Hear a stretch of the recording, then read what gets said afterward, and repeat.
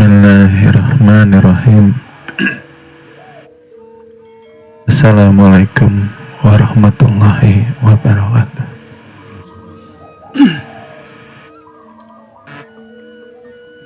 Sebelum kita mulai, saya berdoa untuk kita semua. Kita selalu di dalam golongan orang-orang yang beruntung. Dalam artian beruntung ialah di setiap berkurangnya umur kita selalu dicintai Allah, kita selalu diridai Allah, kita selalu mendapatkan kasih sayang Allah. Dengan jalan Allah memampukan kita, Allah mengizinkan kita untuk memperbaiki amal ibadah, untuk menjalankan kita, menggerakkan kita selalu bertaubatan nasuha, dan Allah selalu menguatkan, mengizinkan, memampukan kita untuk terus berlomba-lomba dalam hal kebaikan. Karena dikatakan beruntung ialah ketika kita dimampukan, ketika kita digerakkan dan tidak dijauhi oleh Allah Subhanahu wa Ta'ala. Artinya diinginkan daripada kita keselamatan dunia wal akhirat. Ya. Amin amin ya robbal alamin. Mudah-mudahan kita termasuk selalu dan selalu di dalam golongan orang yang beruntung, tidak merugi apalagi celaka, ya.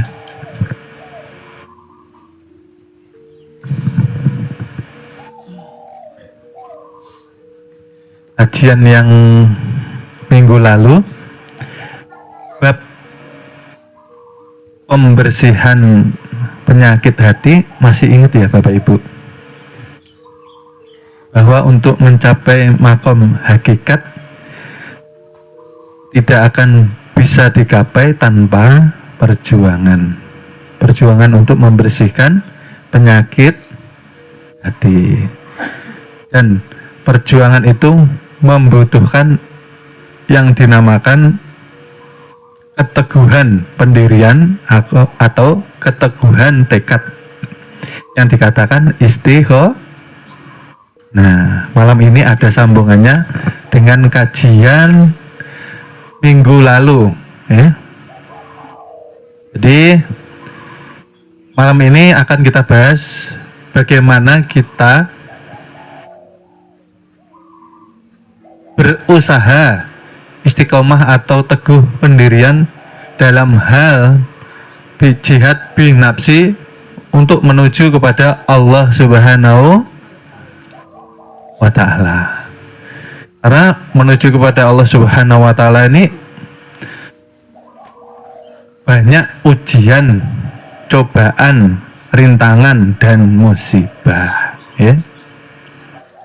Jika kita sebagai dikatakan hamba Allah tidak mampu menyikapi yang namanya ujian, cobaan, musibah, maka biasanya kita akan limbung dalam artian berbalik arah, kita berlari menjauh daripada Allah Subhanahu wa Ta'ala karena kecewa, karena buruk sangka, karena pupus harapan mengharapkan pertolongan dari Allah Subhanahu wa Ta'ala. Pupus sudah harapan itu karena tidak mampu melihat hikmah di balik ujian, cobaan dan musibah, ya.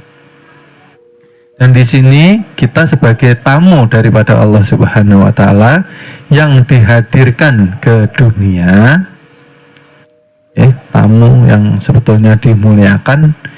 Ketika dimuliakan, diharapkan kita itu daripada Allah fitrahnya suci dan bersih, diinginkan, diharapkan nanti berpulang ke rahmatullah dengan bersih dan suci juga.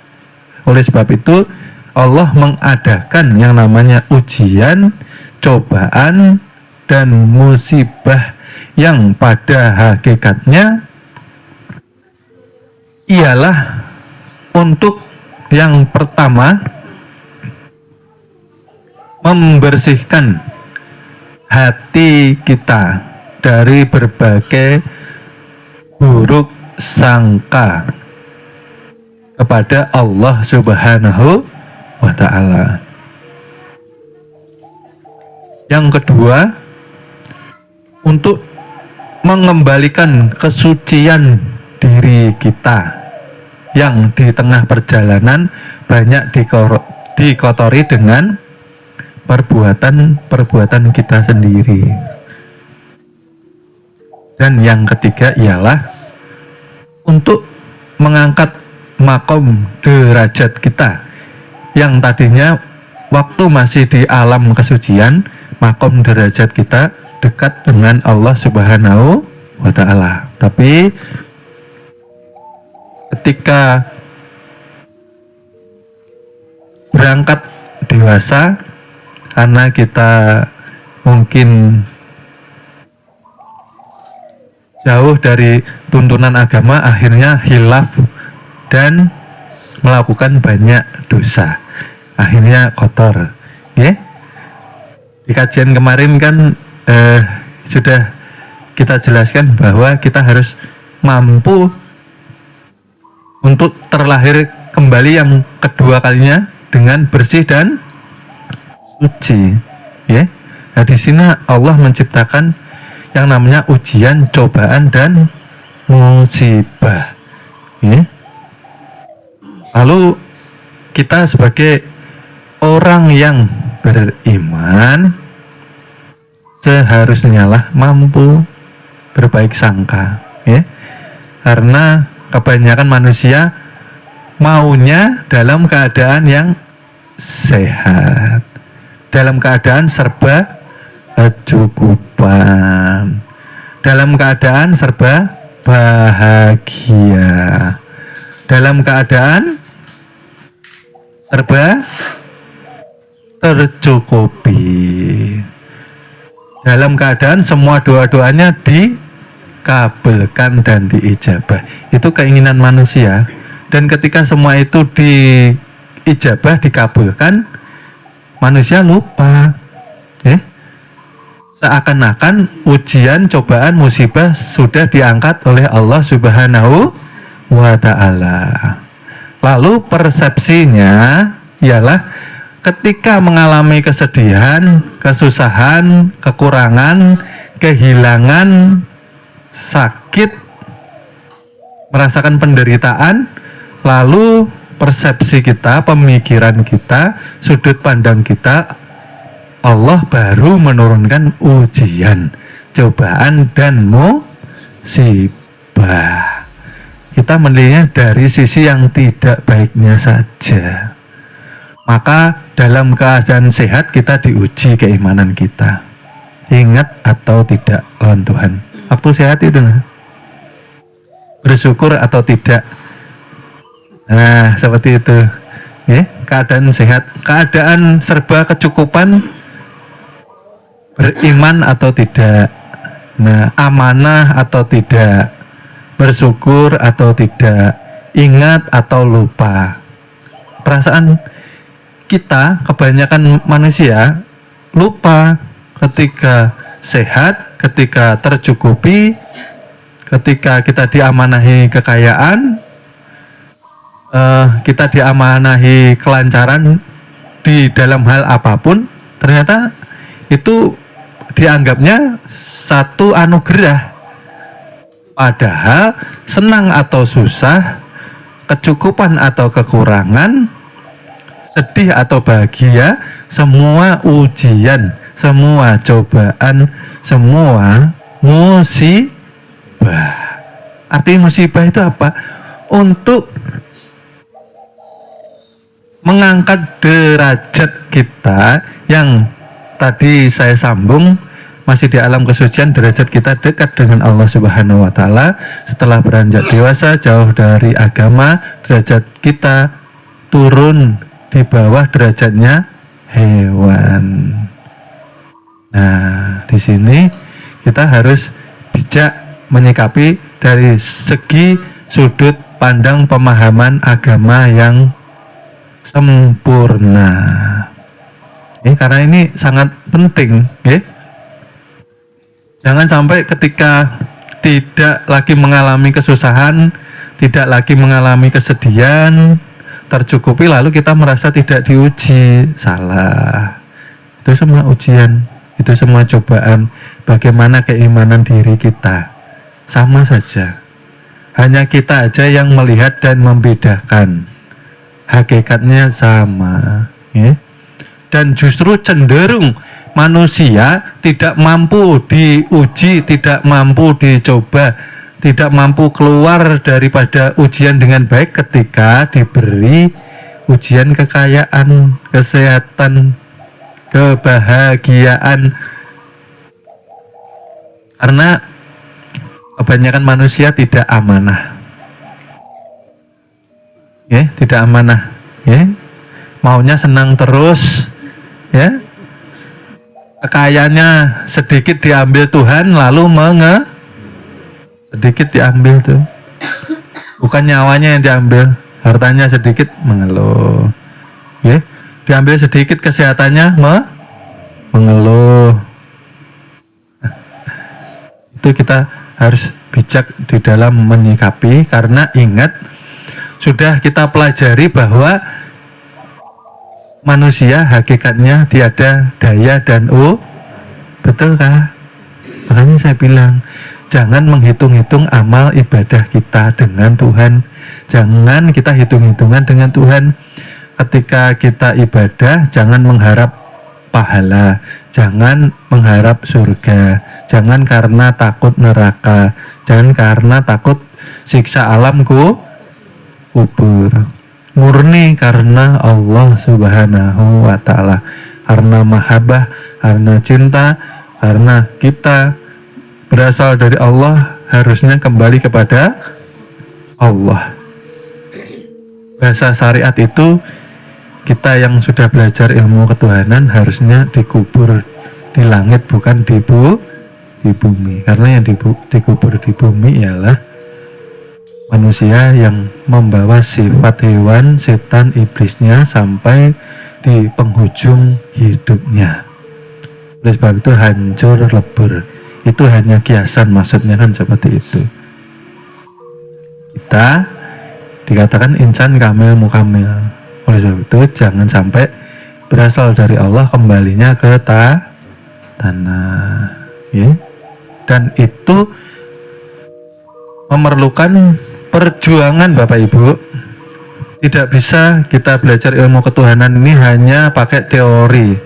Bapak Ibu tidak boleh berbuat yang tidak baik, tidak boleh mempunyai penyakit hati, tidak bisa. Itu hanya teori saja, ya. Teori itu kan seperti sebuah tong yang dipukul, nyaring Bu, karena kosong, nggak ada isinya. Lah, kita di sini sudah dibekali senjata. Senjata kita apa? Keilmuan, yang pada hasil akhirnya yang diharapkan dengan ilmu itu membangkitkan kesadaran kita. Karena ketika kita belum belajar ilmu tasawuf, kita ini seperti orang yang tertidur. Tertidur artinya apa? Tubuh kita banyak menyerap yang namanya memori. Nah, akhirnya seluruh indera atau yang namanya sifat 7 terhijab atau tertutup daripada pancaran sinar nur dari ilahi. Akhirnya tidak bisa kasab.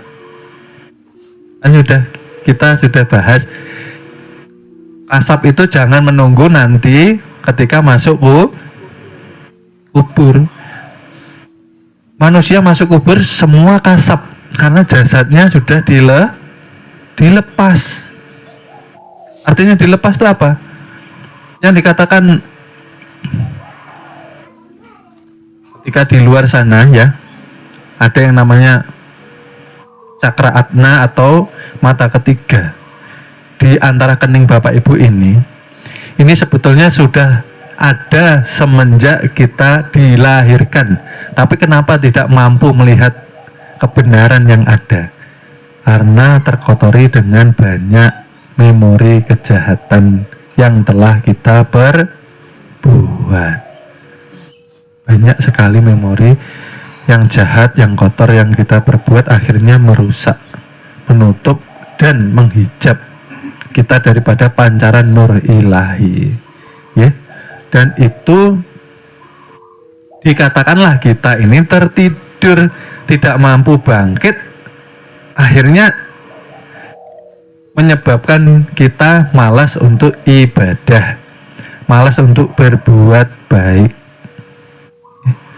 malas untuk menyikapi kehidupan ini merupakan sebuah kesempatan bagi kita untuk berlomba-lomba menuju kepada Tuhan, karena umur digerus terus oleh dengan waktu, ya.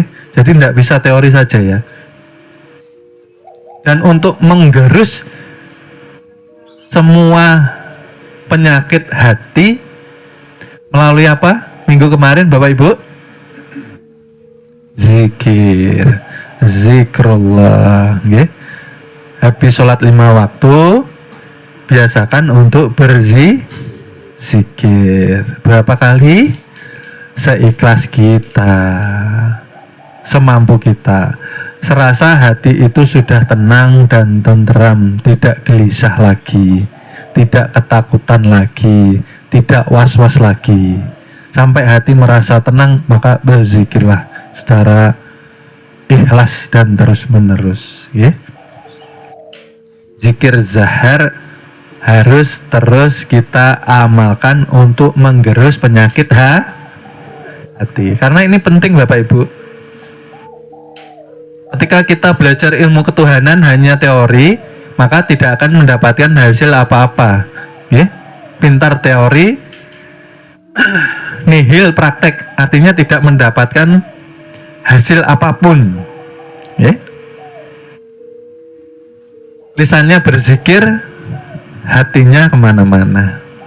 Harusnya lisan berzikir, hati melesat kepada Tuhan. Nah, maksudnya kan seperti itu.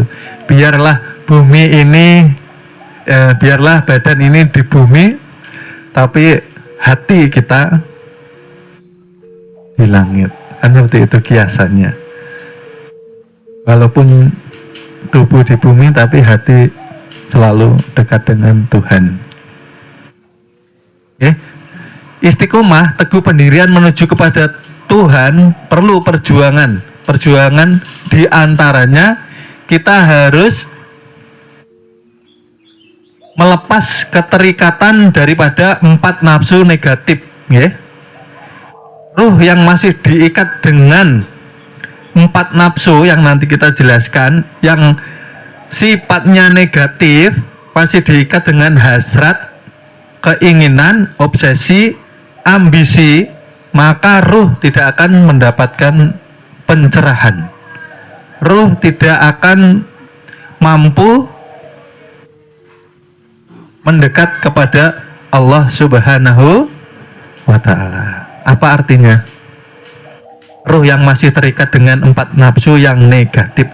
Seperti kita ketahui bahwa di tubuh kita terdapat 4 anasir yang dikatakan anasir tanah, api, angin, dan air.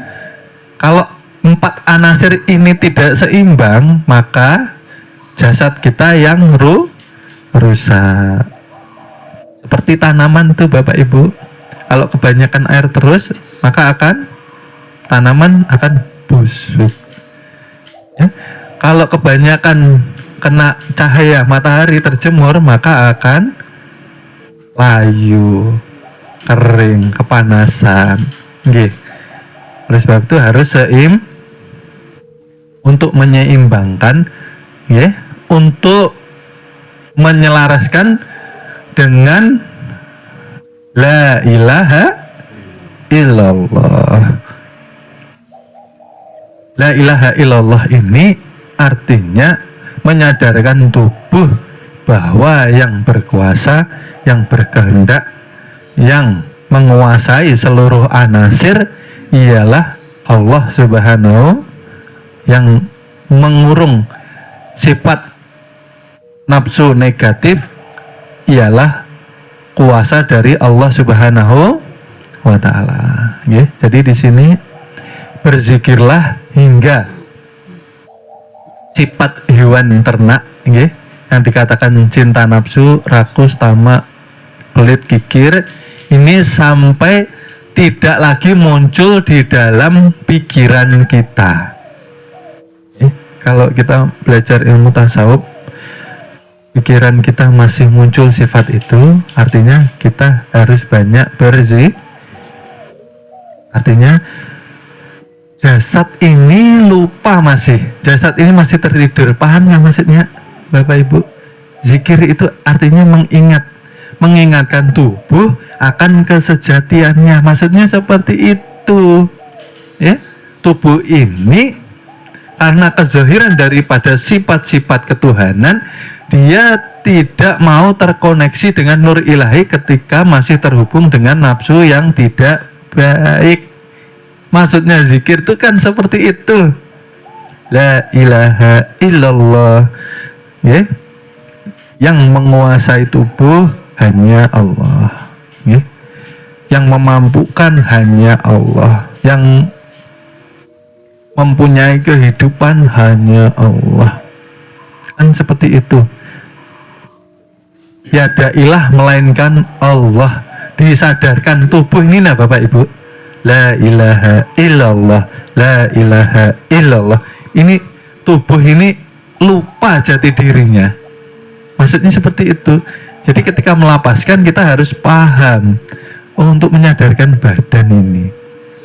Artinya badan ini mempunyai sifat ketuhanan, maka tidak boleh diikat dengan sifat-sifat alwamah atau anasir daripada anasir tanah yang tidak baik. Selama ini masih ada, berarti istiqomah kita harus diperjuangkan. Oke? Lalu terus ketika kita zikir, kita harus mampu melepaskan yang dikatakan sifat hewan buas. Sifat hewan buas seperti dia ialah egois, pendendam, senang menyakiti, senang membunuh, bersifat sombong dan mempunyai sifat bangga di pasti yang ditepuk mana? Dada. Kalau tidak aku, karena tempatnya di dada.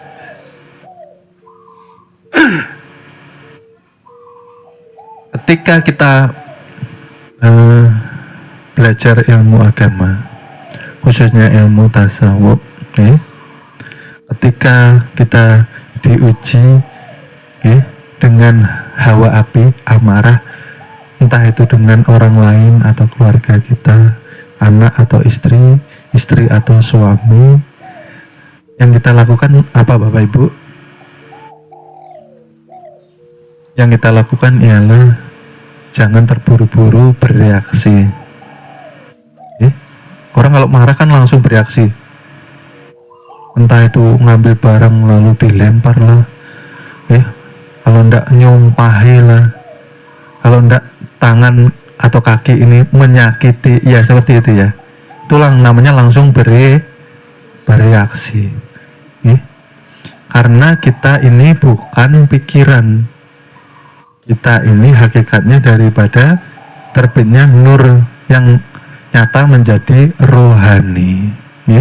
Jadi ketika ada hawa api, mohon maaf, akan kami lanjut ke episode berikutnya. Terima kasih.